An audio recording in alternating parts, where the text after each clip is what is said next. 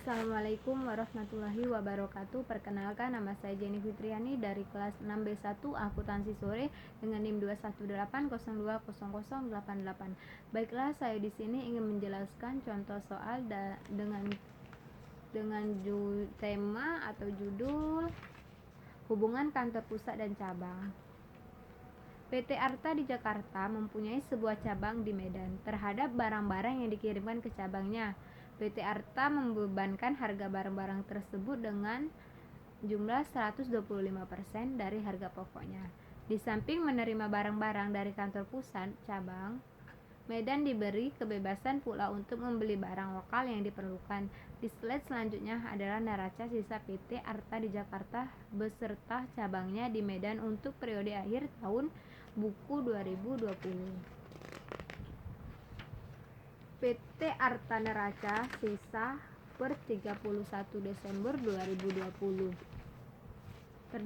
Di debit terdapat kas kantor pusat Jakarta 352.000 dan terdapat debit kas kantor cabang Medan sejumlah 189.000.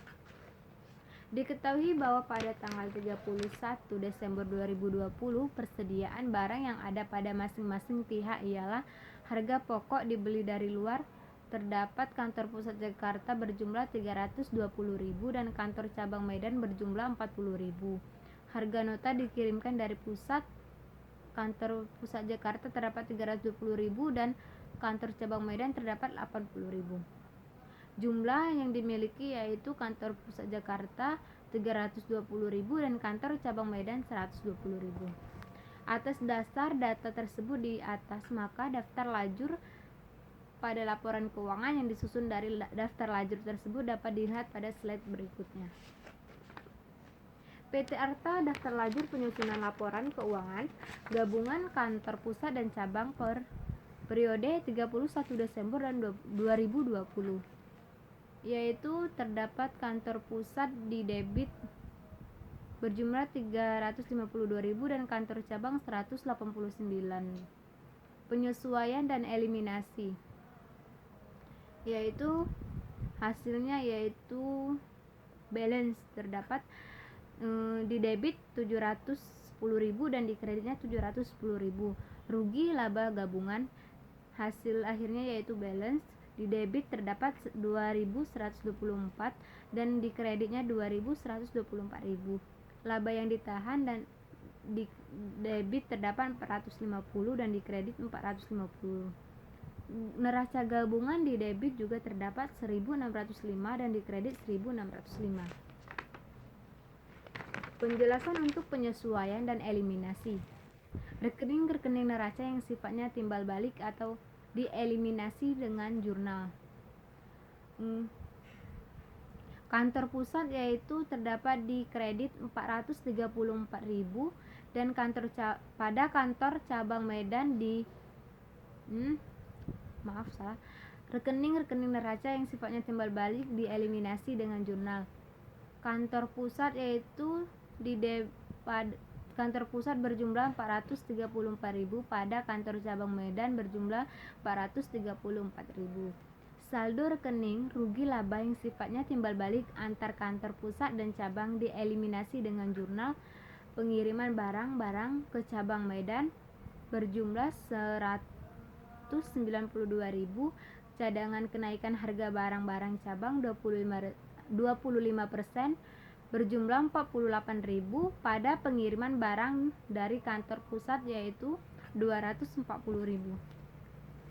Saldo awal rekening cadangan kenaikan harga barang-barang cabang pada tanggal 1 bulan 1 1989 tahun adalah sebesar 20.000. Kenaikan ini diperhitungkan atas saldo awal persediaan barang-barang yang masih ada di cabang Medan. Oleh karena itu, saldo kenaikan harga ini harus dieliminasi dengan jurnal. Cadangan kenaikan harga barang-barang cabang berjumlah 20.000 pada persediaan barang-barang tanggal 1 bulan 1 tahun 1980 berjumlah 20.000. Persediaan akhir barang-barang yang ada di cabang yang asal dari kantor pusat baik untuk kepentingan perhitungan rugi laba maupun neraca cabang masih mengandung unsur kenaikan harga sebesar 25%. Barang-barang dari kantor pusat ada di cabang adalah sebesar harga nota berjumlah 80.000. Berhubungan dengan itu unsur kenaikan harus dieliminasi dengan jurnal persediaan barang-barang laba rugi 31 bulan 12 tahun 1985 berjumlah 16.000 pada persediaan barang-barang neraca yaitu berjumlah 16.000. 16.000 itu hasilnya dengan cara 25 per 125 dikali 80.000 berjumlah 16.000. Tentang proses penutupan buku-buku baik di cabang dan di kantor pusat untuk mengiktisarkan rekening rugi laba serta pemindahan ke rekening kantor pusat maupun laba yang ditahan dilakukan seperti biasa.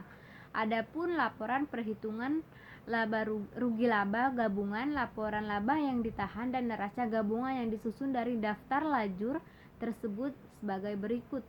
PT Arta laporan rugi laba gabungan kantor pusat dan cabang periode tahun buku 2020.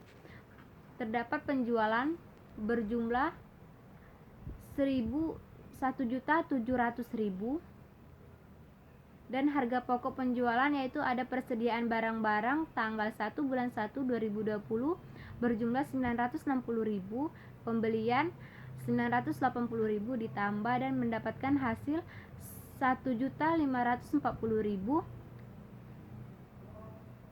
dikurang dengan persediaan barang-barang pada tanggal 31 bulan 12 2020 dan mendapatkan hasil 1.116.000. Laba kotor penjualannya terdapat 584.000. Macam-macam biaya usahanya terdapat 280.000. Itu laba kotor dikurang macam-macam biaya, terdapatlah laba bersih berjumlah 304.000.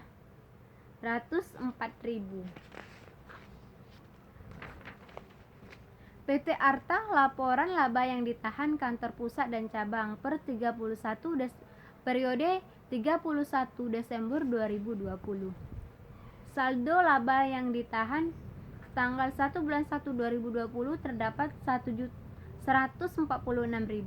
Laba bersih tahun 2020 terdapat 304.000.